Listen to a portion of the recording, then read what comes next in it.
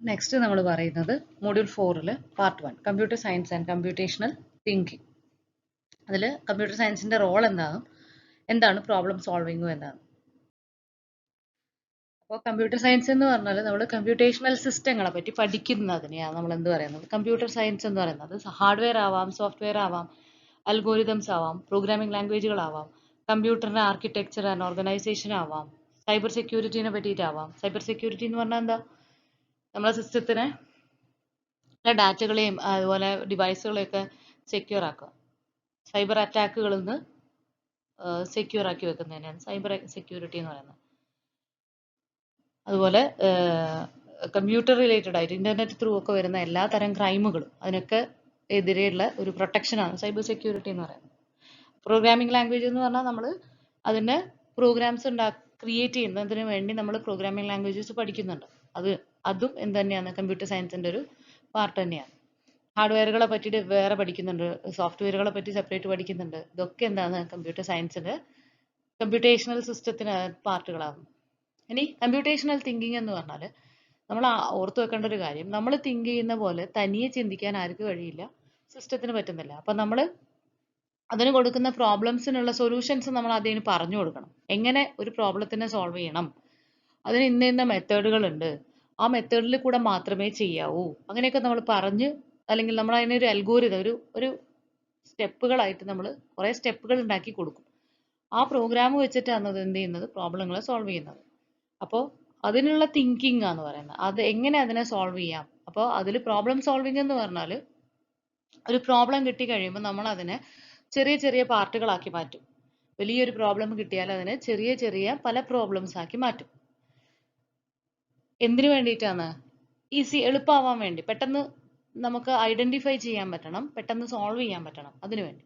ഇനി എന്ത് ചെയ്യുന്ന വെച്ചാൽ ഓരോ പ്രോബ്ലത്തിന്റെയും ഓരോ ബ്രേക്ക് ഡൗൺ ചെയ്ത ഓരോ ചെറിയ ചെറിയ പ്രോബ്ലംസിനെയും നമ്മൾ എന്താണ് ആ ഇഷ്യൂ എന്ന് മനസ്സിലാക്കും, ഏത് രീതിയിൽ അതിനെ സോൾവ് ചെയ്യാം. അപ്പോൾ നമ്മൾ ഇതിന് മുന്നേ ഏതെങ്കിലും അതങ്ങനെ സോൾവ് ചെയ്തിട്ടുണ്ടോ? അങ്ങനെയാണെങ്കിൽ നമുക്ക് എന്ത് ചെയ്യാം, അതിനനുസരിച്ചുള്ള എന്തെങ്കിലും മുന്നേ ചെയ്ത എക്സ്പീരിയൻസ് വെച്ചിട്ട് നമുക്ക് അതിനെ സോൾവ് ചെയ്യാൻ പറ്റുമോ നോക്കാം. ഇങ്ങനെയൊക്കെയുള്ള കാര്യങ്ങളാണ് ഇതിനെയാണ് എന്ത് പറയുന്നത്, കമ്പ്യൂട്ടേഷണൽ തിങ്കിങ് എന്ന് പറയുന്നത്. ഇനി കമ്പ്യൂട്ടർ സയൻസിന് മോഡേൺ ഇതില് എറയിൽ എന്താണ് ഇമ്പോർട്ടൻസ് എന്നാണ് ചോദിക്കുന്നത്. അപ്പോൾ ടെക്നോളജിക്കൽ ആയിട്ടുള്ള ഒരുപാട് ഇന്നോവേഷൻസ് നടക്കുന്നുണ്ട് അല്ലെ, നിങ്ങൾക്ക് തന്നെ അറിയാം. ഒരുപാട് സെക്ടർ, പല മേഖലകളിലും, ഇപ്പം മെഡിക്കൽ ഇതിലാണെങ്കിലും എല്ലാത്തിലും എന്ത് ചെയ്യുന്നുണ്ട്, വലിയ നേട്ടങ്ങൾ ഉണ്ടാക്കിക്കൊണ്ട് തന്നെയാണ് പോകുന്നത് കമ്പ്യൂട്ടർ സയൻസ്.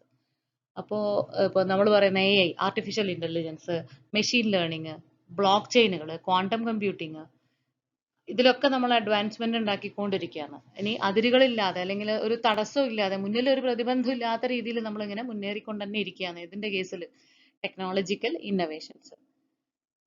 അത് എഴുതുമ്പോൾ അത് ചോദിച്ചാൽ അതിനകത്ത് എഴുതാവുന്നതാണ്. ആർട്ടിഫിഷ്യൽ ഇന്റലിജൻസും മെഷീൻ ലേണിംഗും ഒക്കെ നമ്മൾ എന്ത് ചെയ്യുന്നുണ്ട്, വേരിയസ് സെക്ടേഴ്സിൽ നമ്മൾ യൂസ് ചെയ്യുന്നുണ്ട്. അപ്പോൾ നമ്മൾ ഒരുപാട് അഡ്വാൻസ്മെന്റ്സ് കമ്പ്യൂട്ടർ സയൻസിനകത്ത് കണ്ടിന്യൂസ് ആയിട്ട് അഡ്വാൻസ്മെന്റ്സുകൾ വന്നുകൊണ്ടേയിരിക്കുന്നുണ്ട്. അത്ര തന്നെ എഴുതിയാലും മതി. കമ്മ്യൂണിക്കേഷൻ എന്ന് പറയുന്നത് എന്തായിരിക്കും? കമ്മ്യൂണിക്കേഷൻ പോസിബിൾ ആണ് അല്ലെ? പണ്ടൊക്കെ എങ്ങനെയാ, ഇവിടെ ഇരുന്നിട്ട് ഒരാൾക്ക് വളരെ ദൂരെയുള്ള ഒരാളുമായിട്ട് കമ്മ്യൂണിക്കേറ്റ് ചെയ്യണമെങ്കിൽ ഫോൺ, ഒന്നുകിൽ ലാൻഡ് ഫോണുകളായിരുന്നു അല്ലെ, അതല്ലെങ്കിൽ കത്തുകളായിരുന്നു. ഇപ്പോൾ നമുക്ക് എന്ത് ചെയ്യാം, വാട്സാപ്പിൽ ഇൻസ്റ്റന്റ് ആയിട്ട് മെസ്സേജുകൾ അയക്കാൻ പറ്റുന്നുണ്ട് അല്ലെ, കോണ്ടാക്ട് ചെയ്യാൻ പറ്റുന്നുണ്ട്, അല്ലെങ്കിൽ ഇനി ഒരു ഒഫീഷ്യൽ കാര്യമാണെങ്കിൽ മെയിൽ ചെയ്യാൻ പറ്റുന്നുണ്ട്. അപ്പോൾ communication through internet, email, social media, instant messaging, ഇതൊക്കെ നടക്കുന്നത് കമ്പ്യൂട്ടർ സയൻസിന്റെ ഒരു റവല്യൂഷൻ കൊണ്ട് തന്നെയാണ്. അതുപോലെ ഷെയർ ചെയ്യാനും പറ്റുന്നുണ്ട്, ഇൻഫർമേഷൻ ഷെയർ ചെയ്യാൻ അതിനും സാധിക്കുന്നുണ്ട്. അപ്പൊ അതൊക്കെയാണ് എന്ത് കമ്മ്യൂണിക്കേഷൻ എന്ന് പറയുന്നത്. അടുത്തതാണ് ഡേറ്റ അനാലിസിസ് ആൻഡ് മാനേജ്മെന്റ്. ഇപ്പോഴത്തെ ഈ ഒരു ഏരിയയിൽ ഇപ്പൊ ഇന്നോവേറ്റീവ് ആയിട്ടുള്ള വലിയൊരു ഫീൽഡാണ് ഡേറ്റ അനാലിസിസ്. ഡേറ്റയ്ക്ക് ഒരുപാട് പ്രാധാന്യമുള്ള ഒരു സമയത്താണ് നമ്മളിപ്പോൾ ജീവിക്കുന്നത്. നിങ്ങൾ എന്നെ കേട്ടിട്ടുണ്ടാവും, ഡാറ്റ അനാലിറ്റിക്സ് പഠിക്കുന്നത് നല്ലതാണ്, ഡാറ്റ എഞ്ചിനീയേഴ്സിന് സാലറി കൂടുതലാണ് എന്നൊക്കെ. അപ്പോൾ ഡാറ്റ അനാലിസിസ് എന്ന് പറയുന്നത് അതിന്റെ മാനേജ്മെന്റ് എന്ന് പറഞ്ഞാൽ എന്താ കാരണം എന്ന് വെച്ചാൽ, ഈ നമ്മളിപ്പോൾ യൂസ് ചെയ്യുന്നത് എല്ലാം, നിങ്ങൾ ഡീറ്റെയിൽസ് നോക്കിക്കഴിഞ്ഞാൽ എല്ലാത്തിലും ഡാറ്റയാണ് കളക്ട് ചെയ്യുന്നത് അല്ലെ. നമ്മൾ ഫോൺ ഓൺ ചെയ്ത് വെച്ച് പറയുന്ന ഒരു വാക്ക്, ഒരു പ്രൊഡക്റ്റിന്റെ പേര് നമ്മൾ പറഞ്ഞാൽ നമുക്ക് അതിനകത്ത് എന്ത് കാണാൻ പറ്റും? സോഷ്യൽ മീഡിയ ഒക്കെ എടുക്കുന്ന സമയത്ത് അതിന്റെ അഡ്വർടൈസ്മെന്റുകൾ കാണാറില്ലേ? അപ്പൊ അതൊക്കെ എങ്ങനെയാ? ഡാറ്റ കളക്ഷൻ ആണ്, ഒരു തരം ഡാറ്റ കളക്ഷൻ തന്നെയാ അല്ലേ? നമ്മൾ ഇപ്പൊ ആമസോണിൽ നിന്ന് നമ്മൾ ഒരു പ്രോഡക്റ്റ് വാങ്ങുമ്പോൾ ആ ഡേറ്റ അവർ കളക്ട് ചെയ്ത് വെക്കുന്നുണ്ട്. നമ്മൾ എന്തൊക്കെയാണ് വാങ്ങിക്കുന്നത്, നമ്മളുടെ ടേസ്റ്റുകൾ എന്തൊക്കെയാ, ഒക്കെ ഒരു ഒരു ഡേറ്റ ബേസിലേക്ക് അല്ലെങ്കിൽ സ്റ്റോർ ചെയ്ത് വെക്കുന്നുണ്ട് ഇവർ ഈ ഡീറ്റെയിൽസ് മുഴുവനും. അപ്പോൾ ഡേറ്റ കളക്ഷനും അതിന്റെ മാനേജ്മെന്റും ആണ് ഇപ്പം നടക്കുന്ന ഏറ്റവും വലിയ തോതിൽ നടക്കുന്ന ഒരു പ്രോസസ്സ് എന്ന് പറയുന്നത്. അപ്പൊ അതുകൊണ്ട് തന്നെ സ്റ്റോർ ചെയ്യാൻ, ഇതിനെ അനലൈസ് ചെയ്യാൻ, എന്തിനാ ഡാറ്റ സ്റ്റോർ ചെയ്യുന്നത്? കസ്റ്റമേഴ്സിന്റെ ഒരു പർട്ടിക്കുലർ പ്ലേസിലുള്ള കസ്റ്റമേഴ്സിന്റെ ടേസ്റ്റ് മനസ്സിലാക്കാൻ പറ്റും അല്ലെ? ഒരു കടയിലെ ആൾക്കാർ എന്തൊക്കെ വാങ്ങിക്കുന്നു എന്ന് നോക്കി കഴിഞ്ഞാൽ. അപ്പൊ അതേപോലെ അത് ചെയ്യുന്നത് നെറ്റ്വർക്ക് ത്രൂ ആണെന്ന് മാത്രം. അപ്പോൾ പല information enabling data driven decision making in fields ranging from health care മുതൽ ഫിനാൻസ് വരെ. ഹെൽത്ത് കെയർ എന്ന് പറയുമ്പോൾ നമ്മൾ എന്ത് ഡാറ്റയായിരിക്കും കണക്ട് ചെയ്യുന്ന? പേഷ്യൻസിന്റെ ഏറ്റവും കൂടുതൽ രോഗികൾ, ഏത് ടൈപ്പ് ഓഫ് രോഗികളാണ് നമ്മുടെ നാട്ടിൽ ഉണ്ടാവുന്നത്, അതൊക്കെ നമ്മൾ പറയുന്നത് എങ്ങനെയാ? ഡാറ്റ അനലൈസ് ചെയ്തിട്ടല്ലേ? ഒരു ഏരിയയിലുള്ള 2 ഹോസ്പിറ്റലുകളിൽ ഇത്ര ആൾക്കാർ വരുന്നു, അവർ ഇന്ന അസുഖങ്ങൾക്കാണ് ചികിത്സിച്ചത്, അതിൽ ഏറ്റവും കൂടുതൽ രോഗികൾ ഏത് വിഭാഗത്തിലാണ് വന്നത്, ഏത് ഡോക്ടറെ അധികം കണ്ടത്, ഏത് ഏജ് ഗ്രൂപ്പിലുള്ളവരായിരുന്നു എന്നൊക്കെ നമുക്ക് മനസ്സിലാക്കാൻ പറ്റും. അതൊക്കെ എന്തിന്റെയാണ്? ഡാറ്റ ഉപയോഗിച്ചിട്ടാണ് മനസ്സിലാക്കുന്നത്. അതുപോലെ തന്നെ നമ്മളെ ഫിനാൻഷ്യൽ ആയിട്ടുള്ള കാര്യങ്ങൾ, ഒരു രാജ്യം അല്ലെങ്കിൽ ഒരു പ്ലേസ്, അല്ലെങ്കിൽ നമ്മളെ പേഴ്സണലി നമ്മൾ ഫിനാൻഷ്യലി സ്റ്റേബിൾ ആയിട്ടാണോ ഇരിക്കുന്നത്? 10 കൊല്ലം മുമ്പെയുള്ള നമ്മളെ ഡാറ്റയും ഇപ്പോൾ ഉള്ള നമ്മളെ ഡാറ്റ എടുത്ത് നോക്കിയാൽ നമുക്ക് മനസ്സിലാവുമല്ലോ. അത്രേ ഉള്ളൂ. അതാണ് പറയുന്നത്. എന്തിനകത്തും ഡാറ്റ ഇപ്പോൾ വളരെ ഇമ്പോർട്ടൻ്റ് ആയിട്ടുള്ള ഒരു ഫാക്ടറാണ്. അപ്പൊ അതിനെ അനലൈസ് ചെയ്യുക, അതിനെ മാനേജ് ചെയ്യുക, അതിനെ സ്റ്റോർ ചെയ്യുക, ഡിസിഷൻ എടുക്കാൻ, ആ ഡാറ്റയെ ബേസ് ചെയ്തിട്ട് നമുക്ക് ഡിസിഷൻസ് ഉണ്ടാക്കാം അല്ലേ? ഒരു ഏരിയയിൽ ഏറ്റവും കൂടുതൽ വിറ്റ് പോകുന്ന ഒരു പ്രോഡക്റ്റ് ഏതാന്ന് കണ്ടുപിടിക്കുക. അപ്പോൾ അതിനെ ബേസ് ചെയ്തിട്ട് ആ പ്രോഡക്റ്റ് കൂടുതൽ ഉണ്ടാക്കണോ കുറച്ചുണ്ടാക്കണോ എന്നൊക്കെയുള്ള ഡിസിഷൻസ് പ്രൊഡ്യൂസ് ചെയ്യണോ എന്നുള്ള ഡിസിഷൻ എടുക്കാൻ പറ്റുന്നുണ്ടല്ലോ. അതൊക്കെയാണ് ഡാറ്റ അനാലിസിസ് ആൻഡ് മാനേജ്മെന്റ് എന്ന് പറയുന്നത്. ഇനി ഓട്ടോമേഷൻ ആൻഡ് എഫിഷ്യൻസി എന്ന് പറയുമ്പോൾ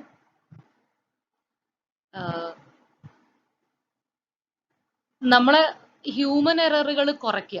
എല്ലാ ഇൻഡസ്ട്രികളിലും, ഏത് വ്യവസായം ആയിക്കോട്ടെ, എന്തോ ആയിക്കോട്ടെ, അതിനകത്തൊക്കെ ഹ്യൂമൻ എറേഴ്സ് കുറച്ചിട്ട് കുറച്ചും കൂടെ ആക്യുറേറ്റ് ആയിട്ടുള്ള ഒരു റിസൾട്ട് തരാൻ പറ്റും. എന്തിന്റെ കേസിൽ? ഓട്ടോമേഷൻ, ഓട്ടോമാറ്റിക് ആയിട്ട് വർക്ക് ചെയ്യുന്ന സംഭവങ്ങളാകുമ്പോൾ ഹ്യൂമൻ എറേഴ്സ് കുറയും.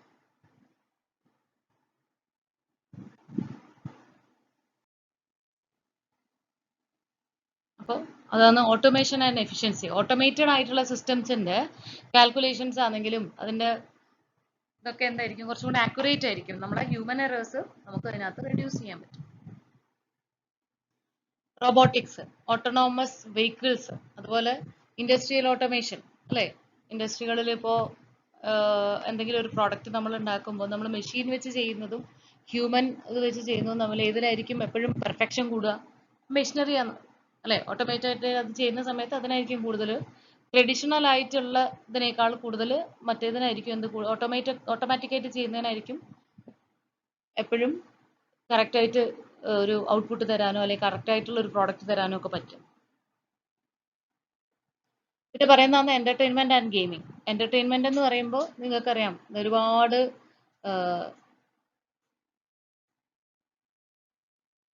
എന്റർടൈൻമെന്റ് ഇൻഡസ്ട്രിയിൽ നമ്മൾ ഒരുപാട് കോൺട്രിബ്യൂഷൻസ് ചെയ്യുന്നുണ്ട് അല്ലേ? നമ്മൾ ഈ സിനിമകളിലുള്ള എന്താ പറയാ സ്പെഷ്യൽ എഫക്റ്റുകളൊക്കെ, അതൊക്കെ എങ്ങനെയാ? കമ്പ്യൂട്ടർ യൂസ് ചെയ്തിട്ടാണ് ചെയ്യുന്നത് അല്ലേ? നിങ്ങൾ കണ്ടിട്ടുണ്ടാവും മറ്റേ RRRും ബാഹുബലിയൊക്കെ പോലെയുള്ള പടങ്ങളിലൊക്കെ വലിയ വലിയ അല്ലെങ്കിൽ അങ്ങനത്തെ അല്ലെങ്കിൽ ഇംഗ്ലീഷ് ഹോളിവുഡ് മൂവീസിലൊക്കെ കാണിക്കുന്ന പലതും എന്താണ്? ഗ്രാഫിക്സ് ആണ്. അപ്പൊ അതിനൊക്കെ സപ്പോർട്ട് ചെയ്യുന്ന ആരാണ്? കമ്പ്യൂട്ടർ സയൻസിന്റെ ഒരു ഇത് തന്നെയാണ്. വെർച്വൽ റിയാലിറ്റി എക്സ്പീരിയൻസസ് അല്ലെ? മരിച്ചുപോയ ആൾക്കാരെ കൊണ്ട് സംസാരിപ്പിച്ചിട്ട് അടുത്ത് വരുന്ന പോലെ തോന്നുന്ന അങ്ങനത്തെ ഒക്കെ കുറെ ഐഡിയാസ് ഇതിൽ നിന്ന് വന്നിട്ടുണ്ട്. അതുപോലെ ഇന്ററാക്റ്റീവ് ആയിട്ടുള്ള വീഡിയോ ഗെയിംസ്, നിങ്ങൾ കളിക്കുന്ന ഒരുപാട് ഗെയിമുകൾ, PUBG ഒക്കെ പോലെയുള്ള ഗെയിംസ്, ഇതിനൊക്കെ സപ്പോർട്ട് ചെയ്യുന്നുണ്ട് ആര്? Computer science. അല്ലെങ്കിൽ ആ ഒരു ഫീൽഡ് യൂസ് ചെയ്തിട്ടാണ് അവർ ഇതൊക്കെ ക്രിയേറ്റ് ചെയ്യുന്നത്. പിന്നെ സൈബർ സെക്യൂരിറ്റി എന്ന് പറഞ്ഞാൽ ടെക്നോളജി അഡ്വാൻസ് ചെയ്യുന്നതിനനുസരിച്ച് എന്തും കൂടും? ഭീഷണി അല്ലെ? ത്രെറ്റ്സ് കൂടും. അപ്പോൾ പണ്ട് നമ്മളെ പൈസ ബാങ്കിൽ ഇരിക്കുമായിരുന്നു. ഇപ്പൊ അങ്ങനെയല്ല. ഇപ്പൊ നമ്മളെ ഫോണ് നമ്മൾ മിസ്സാക്കി കഴിഞ്ഞാൽ അത് ചിലപ്പോൾ എന്ത് ചെയ്യാം? നമ്മളെ അക്കൗണ്ടിൽ നിന്നുള്ള എമൗണ്ട് ആർക്കെങ്കിലും വിഡ്രോ ചെയ്യാനൊക്കെ പറ്റും. കാരണം എന്താ? നമ്മളതിൽ ഗൂഗിൾ പേ ഉണ്ടാവും, യോനോ ഉണ്ടാവും അല്ലെ? ഫോൺ പേ ഉണ്ടാവും, ഇന്റർനെറ്റ് ബാങ്കിങ് ഉണ്ടാവും, അതിൻ്റെയൊക്കെ ഡീറ്റെയിൽസ് ഉണ്ടാവാം ചിലപ്പോൾ. ഇതൊക്കെ കിട്ടുന്ന സമയത്ത് ഒരു ഫോണ് മിസ്സായാൽ പോലും നമുക്ക് എന്താണ് ഡേറ്റ അല്ലെങ്കിൽ നമ്മളെ വളരെ മോശമായ രീതിയിൽ നമ്മളിപ്പോൾ ബാധിക്കാനുള്ള സാധ്യതയുണ്ട് അല്ലേ? അപ്പോൾ അഡ്വാൻസ്മെന്റ് എത്രത്തോളം ഉണ്ടോ അത്രയും കൂടുതലാണ് നമ്മളെ ത്രെട്ടിന്റെ ഇതും, അതും കൂടും. അതാ പറയുന്നത്. അപ്പോൾ ഇതിനൊക്കെ സെക്യൂരിറ്റി കൊടുക്കുക എന്നുള്ളത്, റോബസ്റ്റ് ആയിട്ടുള്ള സൈബർ സെക്യൂരിറ്റി മെഷേഴ്സ് കൊടുക്കുക എന്നുള്ളത് പ്രധാനപ്പെട്ട ഒരു കാര്യമാണ്. അതാണ് അതിൽ പറയുന്നത്. സൈബർ സെക്യൂരിറ്റി എന്ന് പറയുമ്പോൾ ആസ് ടെക്നോളജി അഡ്വാൻസ് ചെയ്യുന്നതിനനുസരിച്ച് സോ ഡു ദ ത്രെട്ടുകളും കൂടും. അപ്പോൾ ഇതിനകത്ത് റോബസ്റ്റ് ആയിട്ടുള്ള സൈബർ സെക്യൂരിറ്റി മെഷേഴ്സ് നമ്മൾ ഉണ്ടാക്കുകയാണ്. എന്തിനു വേണ്ടി? സെൻസിറ്റീവ് ഡാറ്റകളെ പ്രൊട്ടക്ട് ചെയ്യാൻ വേണ്ടി. സെൻസിറ്റീവ് ആയിട്ടുള്ള ഡാറ്റ പ്രൊട്ടക്ഷന് വേണ്ടി നമ്മൾ എന്തിനെ യൂസ് ചെയ്യും? സൈബർ സെക്യൂരിറ്റീനെ. അതുപോലെ ഇൻഡിവിജ്വൽ പ്രൈവസി കീപ്പ് ചെയ്യാനും നമുക്ക് എന്ത് വേണം? സൈബർ സെക്യൂരിറ്റി വേണം. നമ്മൾ പാസ്വേഡുകൾ ഇടും ഇല്ലേ? അതുപോലെ നമ്മൾ സെൻഡ് ചെയ്യുന്ന മെയിൽ വേറൊരാൾക്ക് റീഡ് ചെയ്യാൻ പറ്റുക എന്ന് പറഞ്ഞാൽ അതൊരു ത്രെട്ടാണ് അല്ലേ? അതുപോലെ നമ്മളെ സിസ്റ്റത്തിൽ നുഴഞ്ഞു കയറിയിട്ട് നമ്മളെ ഡാറ്റ ലീക്ക് ചെയ്ത് കൊണ്ടുപോകുക എന്ന് പറയുന്നതും ത്രെട്ട് തന്നെയാണ്. അങ്ങനെയൊക്കെ സംഭവിക്കാം. അല്ലെങ്കിൽ നമുക്ക് നമ്മളെ സിസ്റ്റം യൂസ് ചെയ്യാൻ പറ്റാത്ത രീതിയിലാക്കുക. അതൊക്കെ എന്തിൽ വരുന്നതാണ്? ത്രെട്ടുകളിൽ വരുന്നത് തന്നെയാണ്. അപ്പൊ അങ്ങനത്തെ ഇതിനൊക്കെ അതിൽ നിന്നൊക്കെ നമ്മളെ പേഴ്സണൽ സെക്യൂരിറ്റി കൊടുക്കുക, അല്ലാത്ത സിസ്റ്റം സെക്യൂരിറ്റിയും പ്രൊവൈഡ് ചെയ്യാം. പിന്നെ എഡ്യൂക്കേഷൻ ഫീൽഡിൽ നിങ്ങൾക്കറിയാം ഇപ്പൊ നമ്മൾ ചെയ്തുകൊണ്ടിരിക്കുന്നതൊക്കെ എന്താന്ന് പറയുക അഡ്വാൻസ്മെന്റുകൾ തന്നെയാണ് അല്ലെ? പണ്ട് ഇതുപോലെ എന്ത് ചെയ്യാൻ പറ്റില്ലായിരുന്നു, എവിടെ ഇരുന്നിട്ട് നമുക്ക് ഏത് ക്ലാസ്സും ആരെ ക്ലാസ്സും കാണാനൊന്നും പറ്റില്ലായിരുന്നു. അപ്പോൾ അതുപോലെ ഒരുപാട് ആപ്ലിക്കേഷൻസ് ഉണ്ട്, കോഴ്സെറ പോലെയുള്ള ഒരുപാട് ആപ്ലിക്കേഷൻസ്, മൂഡിൽ എന്നൊക്കെ പറഞ്ഞിട്ട്. അപ്പൊ അതിലൊക്കെ എന്തുണ്ട്, ഒരുപാട് ക്ലാസ്സുകൾ നമുക്ക് അറ്റൻഡ് ചെയ്യാനും സർട്ടിഫിക്കറ്റ് മേടിക്കാനും ഒക്കെ നമുക്ക് പറ്റുന്നുണ്ട്. അതൊക്കെ അഡ്വാൻസ്മെന്റുകളാണല്ലോ. അതൊക്കെ കമ്പ്യൂട്ടർ സയൻസുമായിട്ട് റിലേറ്റഡ് ആയിട്ട് തന്നെയാണ് കിടക്കുന്നത്. അതുപോലെ ഹെൽത്ത് കെയറുകൾ, ഒരുപാട് ഡയഗ്നോസിസ് ചെയ്യാൻ പറ്റുന്ന മെഷീനുകൾ കണ്ടുപിടിച്ചിട്ടുണ്ട് അല്ലെ? അതിൽ നിന്നൊക്കെ നമുക്ക് എന്ത് ചെയ്യാൻ പറ്റും? പെട്ടെന്ന് നമ്മളെ അസുഖങ്ങൾ കണ്ടുപിടിക്കാനും അതിനാവശ്യമായിട്ടുള്ള ട്രീറ്റ്മെന്റ് പെട്ടെന്ന് പ്രൊവൈഡ് ചെയ്യാനും ഒക്കെ പറ്റുന്നുണ്ട്. പിന്നെ എൻവയോൺമെന്റ് ഇമ്പാക്ട് എന്ന് പറയുമ്പോൾ ഡാറ്റ അനാലിസിസും മറ്റേ നമ്മളെ സിമുലേഷൻ അങ്ങനെയുള്ള സംഭവങ്ങളൊക്കെ ചെയ്തിട്ട് നമ്മൾ എന്ത് ചെയ്യും? ക്ലൈമറ്റ് മോഡലിംഗ് ഒക്കെ നമുക്ക് ചെയ്തു നോക്കാൻ പറ്റും. അല്ലെങ്കിൽ നമ്മളെ ക്ലൈമറ്റിൽ വരുന്ന ചേഞ്ചസിനെ ഐഡന്റിഫൈ ചെയ്യാനും അതിന് ആവശ്യമായിട്ടുള്ള പ്രൊട്ടക്ഷൻ എടുക്കാനൊക്കെ നമുക്ക് പറ്റും. പിന്നെ എൻവയോൺമെന്റൽ ചേഞ്ചസ് നമ്മൾ റിമോട്ട് സെൻസിങ് ടെക്നോളജികൾ വെച്ചിട്ട് നമ്മൾ എന്ത് ചെയ്യുന്ന വെച്ചാൽ ഈ എന്താ പറയാ, എൻവയോൺമെന്റിൽ വരുന്ന ചേഞ്ചസ് നമുക്ക് ഐഡന്റിഫൈ ചെയ്യാൻ പറ്റും. അതിനൊക്കെ നമ്മളെ ഹെൽപ്പ് ചെയ്യുന്നുണ്ട്. മനസ്സിലാവുന്നുണ്ട്? അപ്പോൾ അങ്ങനത്തെയൊക്കെ യൂസസ് എൻവയോൺമെന്റൽ ഇമ്പാക്റ്റിൽ നമ്മൾ കമ്പ്യൂട്ടർ സയൻസിന്റെ കോൺട്രിബ്യൂഷൻസ് ഉണ്ട്. ഒരുപാട് ടെക്നോളജീസ് എൻവയോൺമെന്റൽ ചേഞ്ചസോ എൻവയോൺമെന്റ് പ്രൊട്ടക്ഷനോ ഒക്കെ ആയിട്ട് ബന്ധപ്പെട്ടിട്ട് നമുക്ക് ചെയ്യാൻ പറ്റുന്നുണ്ട്. അതുപോലെ E commerce and business common ആയിട്ട് നിങ്ങൾക്ക് എല്ലാവർക്കും അറിയുന്നതാണ്. നമ്മൾ പണ്ട് കടകളിൽ പോയി സാധനം വാങ്ങിച്ചിരുന്നവർക്ക് എന്ത് ചെയ്യാം? വീട്ടിൽ നമ്മളെ കംഫർട്ടിൽ ഇരുന്നിട്ട് സാധനങ്ങൾ ഓർഡർ ചെയ്താൽ പേയ്മെന്റ് ചെയ്യണമെങ്കിൽ അതും ചെയ്യാം, സാധനം നമ്മുടെ വീട്ടിലെത്തും അല്ലേ? അത് മുന്നേ ഒന്നും ഇല്ലാത്തൊരു ഫെസിലിറ്റി തന്നെയാണ് അത്. അപ്പോൾ അത് ഏത് ലോകത്ത് എവിടെ ഉണ്ടാക്കുന്ന ഒരു സാധനവും എനിക്ക് എൻ്റെ വീട്ടിൽ കിട്ടുക എന്ന് പറയുന്നത് അല്ലെ? അതിനാണ് നമ്മൾ ഈ കൊമേഴ്സ്, ഇലക്ട്രോണിക്കലി നമ്മൾ കമ്മ്യൂണിക്കേറ്റ് ചെയ്യുന്നതാണ് അവിടെ. അങ്ങനെ ഒരുപാട് പ്ലാറ്റ്ഫോമുകളുണ്ട്. ഈ കൊമേഴ്സ് പ്ലാറ്റ്ഫോമുകളൊക്കെ പറ്റിയൊക്കെ നിങ്ങൾക്ക് അറിയുണ്ടാവും. സപ്ലൈ ചെയിൻ മാനേജ്മെന്റ് സിസ്റ്റം ഉണ്ട്, കസ്റ്റമർ റിലേഷൻഷിപ്പ് മാനേജ്മെന്റ് ടൂളുകളുണ്ട്, ഫിനാൻഷ്യൽ ടെക്നോളജികളുണ്ട്, പിന്നെ driving efficiency and innovation in business ഓപ്പറേഷൻസിൽ നമുക്ക് ഈ എന്താ പറയാ, പണ്ടത്തെ പോലെയുള്ള ഹ്യൂമൻ കമ്മ്യൂണിക്കേഷൻ മാത്രമല്ല, ഡയറക്റ്റ് കമ്മ്യൂണിക്കേഷൻ്റെ ഒരു ആവശ്യമില്ലാത്ത തന്നെ ഒരുപാട് ബിസിനസ്സുകൾ നടക്കുന്നുണ്ട്. അപ്പൊ അതിനെയൊക്കെ ആരാണ് സപ്പോർട്ട് ചെയ്യുന്നത്? എന്തുകൊണ്ടാണ് ഇതൊക്കെ ഡെവലപ്പ് ആയത്? കമ്പ്യൂട്ടർ സയൻസ് എന്ന് പറയുന്ന ഫീൽഡുമായിട്ട് റിലേറ്റ് ചെയ്തിട്ടാണ്. അതാണ് റോൾ ഓഫ് കമ്പ്യൂട്ടർ സയൻസ് എന്ന് പറയുന്നത്. ഈ പ്രോബ്ലം സോൾവിങ്, എങ്ങനെയാണ് ഒരു പ്രോബ്ലത്തിനെ നമ്മൾ സോൾവ് ചെയ്യാന്നാണ്. അപ്പോൾ നമ്മൾ ഒരു നമുക്കൊരു പ്രോബ്ലം വരുമ്പോൾ നമുക്ക് ചിന്തിക്കാം എന്താണ് അതിന്റെ അടുത്ത സ്റ്റെപ്പിൽ എന്ത് ചെയ്യാന്ന്. പക്ഷെ കമ്പ്യൂട്ടറിന് എന്ത് ചെയ്യാൻ പറ്റില്ല, അങ്ങനെ ഒരു ചിന്ത അതിനില്ല. ആ ചിന്ത ആര് ചിന്തിക്കണം? നമ്മൾ തന്നെ ചിന്തിച്ചിട്ട് വേണം അതിനെ സോൾവ് ചെയ്ത് കൊടുക്കാൻ. അപ്പൊ നമ്മൾ എപ്പോഴും ഒരു സിസ്റ്റമാറ്റിക് അപ്രോച്ച് കൊണ്ട് മാത്രമേ കമ്പ്യൂട്ടറിന്റെ പ്രോബ്ലംസിനെ സോൾവ് ചെയ്യാൻ പറ്റൂ. അപ്പോ കമ്പ്യൂട്ടറിന്റെ ഒരു കോംപ്ലക്സ് ഇഷ്യൂവിനെ നമ്മൾ സോൾവ് ചെയ്യുന്നത് എങ്ങനെയാണെന്ന് വെച്ചാൽ ഒരു സ്ട്രക്ചേർഡ് അപ്രോച്ചാണ്. അല്ലെങ്കിൽ നമുക്ക് പറയാം ഒരു സ്റ്റെപ്പ് ബൈ സ്റ്റെപ്പ് ആയിട്ടുള്ള ഒരു അപ്രോച്ചിൽ കൂടെ മാത്രമേ നമുക്ക് പ്രോബ്ലങ്ങളെ സോൾവ് ചെയ്യാൻ പറ്റൂ. അതിന് നമുക്ക് കുറച്ച് ടെക്നിക്കുകളുണ്ട്, കമ്പ്യൂട്ടേഷണൽ ടെക്നിക്കുകൾ നമുക്ക് വേണമെങ്കിൽ ഉപയോഗപ്പെടുത്താം. ഇനി ഈ പ്രോബ്ലം സോൾവിങ്ങിൽ അണ്ടർസ്റ്റാൻഡിങ് ദ പ്രോബ്ലം എന്നാണ് അവിടെ.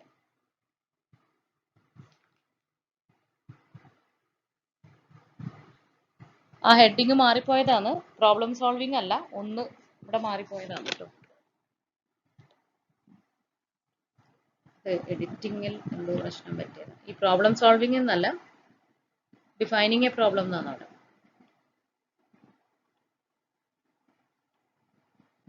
Defining A problem.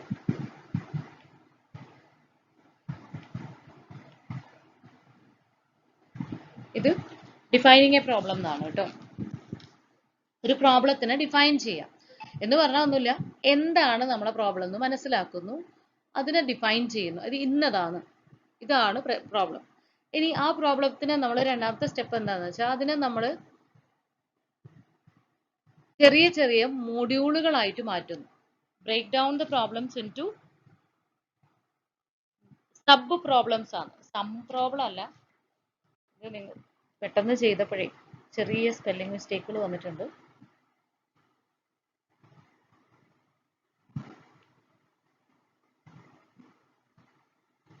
ഇത് സമ്മല്ല, ഇവിടെ സബ് പ്രോബ്ലം ആണ് കേട്ടോ. കുഞ്ഞു കുഞ്ഞ് ചെറിയ ചെറിയ പ്രോബ്ലംസ് ആയിട്ട് നമ്മൾ നമ്മളെ വലിയ പ്രോബ്ലത്തിനെ, കോംപ്ലക്സ് പ്രോബ്ലത്തിനെ ഡിവൈഡ് ചെയ്ത് വെച്ചു അല്ലേ. ഇനി ഓരോ കുഞ്ഞു കുഞ്ഞു പ്രോബ്ലങ്ങളെ എടുത്തിട്ട് അതിനെ നമ്മൾ സോൾവ് ചെയ്ത് ലാസ്റ്റ് എല്ലാം കൂടെ കമ്പൈൻ ചെയ്താൽ എന്തായി, നമ്മളെ വലിയ പ്രോബ്ലം അവിടെ സോൾവ് ആയിട്ടുണ്ടാവും. അതാണ്. അതിനെന്തുണ്ട്, കുറച്ച് ഡീകമ്പോസിഷൻ ടെക്നിക്കുകൾ ഉണ്ട്. അത് യൂസ് ചെയ്തിട്ട് മാത്രമേ നമുക്ക് എന്ത് ചെയ്യാൻ പറ്റൂ, ഇതിനെ സബ് പ്രോബ്ലംസ് ആക്കാനും അതിനെ സോൾവ് ചെയ്യാനും പറ്റും. ഡീകമ്പോസ് ചെയ്യാന്ന് പറഞ്ഞാൽ എന്താ, ചെറുതാക്കുക അല്ലെ. ഇനി അടുത്തതാണ് അബ്സ്ട്രാക്ഷൻ. അബ്സ്ട്രാക്ഷൻ എന്ന് കേൾക്കുമ്പോൾ നിങ്ങൾ മനസ്സിലാക്കുക, ആവശ്യമില്ലാത്ത കാര്യങ്ങളെ ഹൈഡ് ചെയ്ത് വെക്കുന്നതിനെയാണ് ഇതിനകത്ത് മെയിൻ ആയിട്ട് അബ്സ്ട്രാക്ഷൻ എന്ന് പറയുന്നത്. അൺനെസസറി ആയിട്ടുള്ള ഡീറ്റെയിലുകൾ നമ്മൾ ആർക്കും കൊടുക്കേണ്ട ആവശ്യമില്ല അല്ലെ. ഇപ്പൊ ഞാൻ ഒരു സോഫ്റ്റ്വെയർ ഡെവലപ്പ് ചെയ്യുന്നുണ്ടെങ്കിൽ എനിക്ക് നിങ്ങൾക്ക് ഒരു കാൽക്കുലേറ്റർ ഡെവലപ്പ് ചെയ്ത് തരണം. അപ്പോൾ ചിലർക്ക് അതിന് സയന്റിഫിക് കാൽക്കുലേറ്റർ ആയിരിക്കും വേണ്ടത്, ചിലർക്ക് സാധാരണ നോർമൽ കാൽക്കുലേറ്ററാണ് വേണ്ടത്. അപ്പോൾ ഞാൻ എൻ്റെ കോഡുകൾ എന്താണെന്നോ എൻ്റെ കോഡിലെ ഇഷ്യൂ എന്താണെന്നോ എൻഡ് യൂസേഴ്സ് ആയ നിങ്ങളോട് കമ്മ്യൂണിക്കേറ്റ് ചെയ്യാൻ പാടില്ല. നിങ്ങൾക്കത് അറിയില്ല അല്ലേ, നിങ്ങൾക്ക് പ്രോഗ്രാമിംഗ് ലാംഗ്വേജ് അറിയില്ല എന്ന് വിചാരിക്കുക. അപ്പോൾ ഞാനാണത് ക്രിയേറ്റ് ചെയ്യുന്നത്, എൻ്റെ എൻഡ് യൂസറിന് ഞാനത് കൊടുക്കുക. എൻ്റെ ക്ലയൻറ്റിന് അത് അറിഞ്ഞോളണമെന്നില്ല, അവർക്ക് സിസ്റ്റം യൂസ് ചെയ്യാൻ അറിയണമെന്നില്ല അല്ലേ.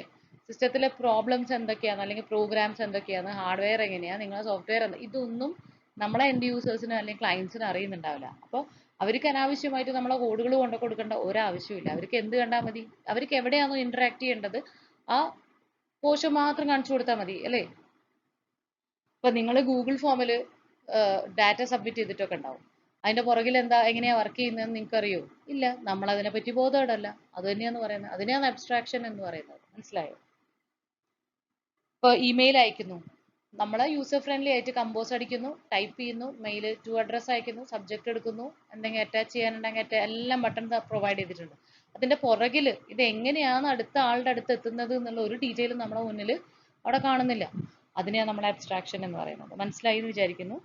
ഇനി നമ്മൾ എന്ത് ചെയ്യാന്ന് വെച്ചാൽ ഈ അൺനെസസറി ഡീറ്റെയിലുകളൊക്കെ മാറ്റിവെച്ചതിന് ശേഷം ആവശ്യമുള്ള ഡാറ്റ എടുത്തിട്ട് അതിനെ നമ്മൾ മനസ്സിലാക്കുക, എന്താണ് ഇതിന്റെ പാറ്റേൺ, ഏത് രീതിയിലാണ് ഇത് കിടക്കുന്നത്, എന്താണ് ഇതിന്റെ ഇഷ്യൂ.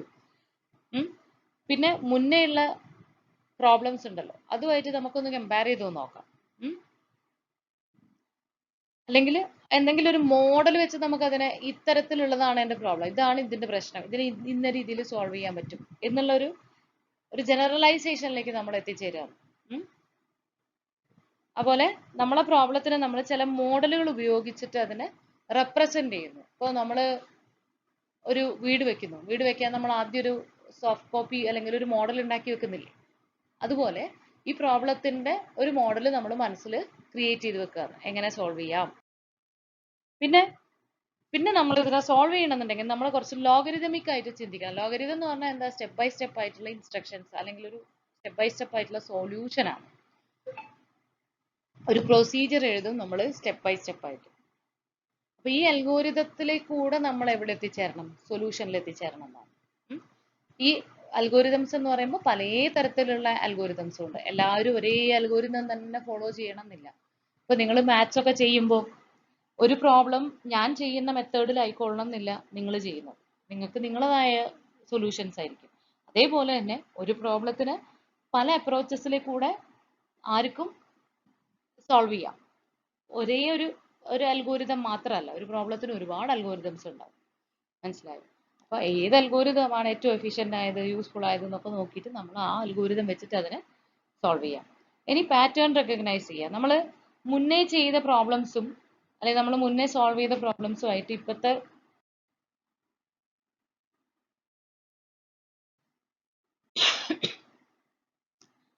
മുന്നേ ചെയ്ത പ്രോബ്ലംസും ആയിട്ട് ഇപ്പോൾ ഉള്ള പ്രോബ്ലംസിനെ കമ്പയർ ചെയ്യാം. അപ്പൊ മുന്നേ നമ്മൾ ചെയ്ത പ്രോബ്ലം പോലെ ആണോ ഇത്, അതിന് എന്തെങ്കിലും സിമിലാരിറ്റീസ് ഉണ്ടോ? ഇപ്പൊ ഞാൻ പറയാം, ഒരു ഓഫീസ് ഓട്ടോമേഷനും ഒരു കോളേജ് ഓട്ടോമേഷനും വന്നു. ഒരു കോളേജിലുള്ള ആൾക്കാരെ നമ്മൾ അപ്രോച്ച് ചെയ്തിട്ട് പറയാന്ന് എനിക്ക് ഇന്ന സോഫ്റ്റ്വെയറുകൾ വേണം. അപ്പോൾ അതേപോലെ ഒരു ഓഫീസിലുള്ള ആൾക്കാർ വന്നിട്ട് പറയാന്ന് എനിക്ക് ഇങ്ങനെയുള്ള സോഫ്റ്റ്വെയർ ആവശ്യമാണ്, എൻ്റെ ഓഫീസിൽ സിസ്റ്റത്തിൽ ഇൻസ്റ്റാൾ ചെയ്യാൻ ഒരു സോഫ്റ്റ്വെയർ വേണം. അപ്പോൾ നമ്മൾ ഉണ്ടാക്കി കൊടുക്കുന്നത് ഓൾമോസ്റ്റ് അതിന് എന്തെങ്കിലും സിമിലാരിറ്റീസ് ഉണ്ടാവാം അല്ലെ, രണ്ടും ഡാറ്റാബേസ് റിലേറ്റഡ് ആണ്.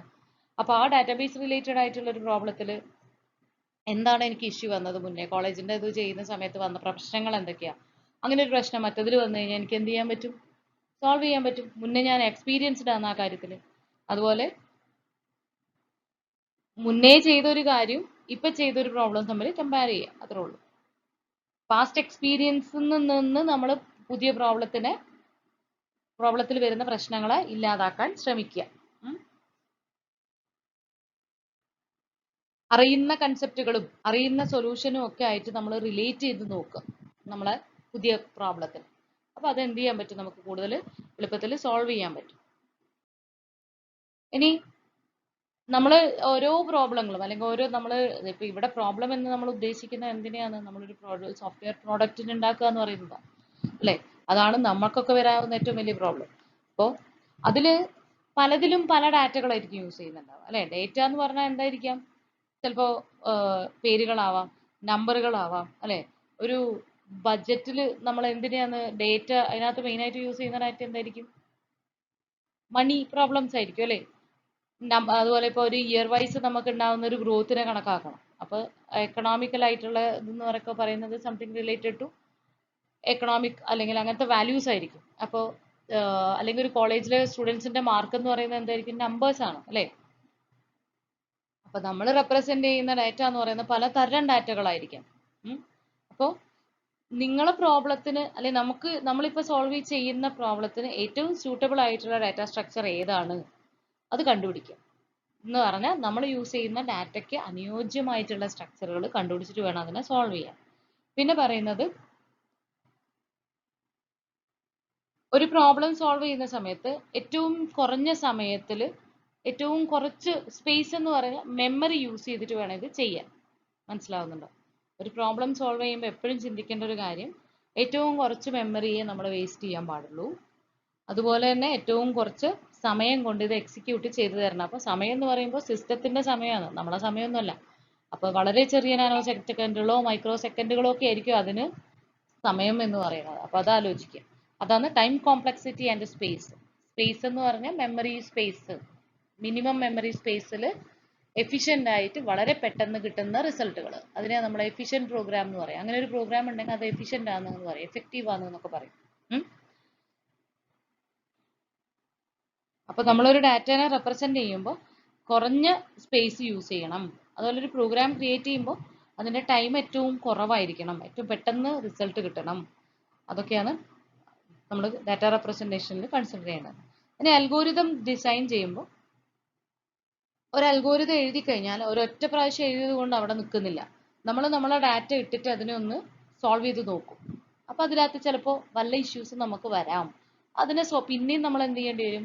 റിഫൈൻ ചെയ്യേണ്ടി വരും. ഒരു പ്രാവശ്യം കൂടെ ആദ്യം മുതലേ ചെയ്യും, പിന്നെയും വേറെ ഡാറ്റ ഇട്ടിട്ട് ചെയ്യും, പിന്നെയും വേറൊരു മോഡൽ ഓഫ് ഡാറ്റ ഇട്ട് ചെയ്ത് നോക്കും. അങ്ങനെ തെറ്റായ ഡാറ്റകൾ വരെ നമ്മൾ കൊടുത്തിട്ട് അതിന്റെ എററുകൾ കണ്ടുപിടിച്ച് അല്ലേ? അപ്പോൾ അത് അങ്ങനെയാണല്ലോ ഒരു പ്രോബ്ലം നമ്മൾ സോൾവ് ചെയ്യേണ്ടത്. എന്ത് ഇഷ്യൂ വന്നാലും നമുക്ക് എന്ത് ചെയ്യാൻ പറ്റണം? അതിന്ന് റിക്കവർ ചെയ്യാൻ പറ്റുന്നുണ്ടോ എന്നുള്ളത് നോക്കും.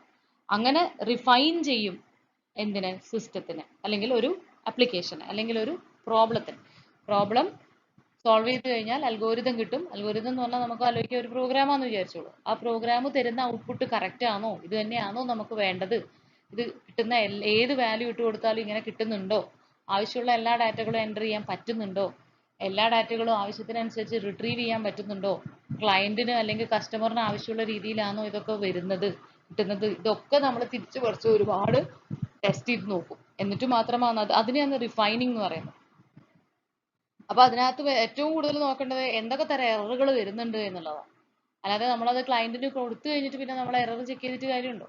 ഇല്ല. പിന്നെ നമ്മൾ അത് റിപ്പയർ ചെയ്തുകൊണ്ടേ ഇരിക്കേണ്ടി വരും. അതിന് പകരം ഒരു പ്രൊഡക്റ്റ് അല്ലെങ്കിൽ ഒരു പ്രോബ്ലം സോൾവ് ചെയ്യാന്നുള്ള ഒരു സോഫ്റ്റ്വെയർ നമ്മൾ ക്രിയേറ്റ് ചെയ്യുകയാണെങ്കിൽ ഇതിനെ എന്ത് ചെയ്തുകൊണ്ടിരിക്കണം, ഒരുപാട് ടെസ്റ്റിംഗ് ചെയ്തിട്ട് പൊട്ടൻഷ്യൽ എററുകൾ മുഴുവൻ കണ്ടുപിടിച്ച് അതിനെയൊക്കെ സോൾവ് ചെയ്ത് വരാൻ സാധ്യതയുള്ള മാക്സിമം എററുകൾ നമ്മൾ തന്നെ കണ്ടുപിടിക്കുക, അതിനുള്ള സൊല്യൂഷൻ നമ്മൾ തന്നെ ചെയ്യുക.